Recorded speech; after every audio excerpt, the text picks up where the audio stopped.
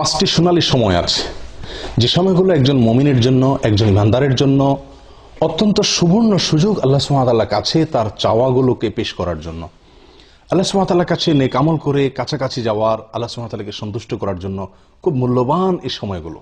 সেই সোনালী পাঁচটি সময় কখন? তার প্রথমটি হলো জোহরের সময়। নাম্বার 2, আজানের পরে। আজানের পরের যে সময়টুকু, আজানের পর কিছু সময়, এই সময়ও আল্লাহ সুবহানাহু ওয়া তাআলা আসমানের দুয়ারসমূহ খুলে দেন।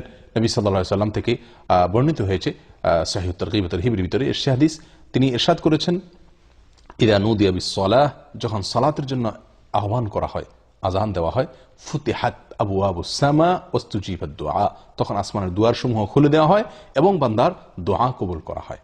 দোয়ার নির্দিষ্ট কোনো পদ্ধতি, ধরা বাঁধা কোনো সিস্টেম এখানে বর্ণিত নাই, বরং মনের যে কোনো চাওয়াকে মনে মনে আল্লাহ সুবহানাহু ওয়া তাআলার কাছে পেশ করার জন্য মূল্যবান একটি সময় হলো এটি, অর্থাৎ আজানের পরবর্তী সময়টুকু।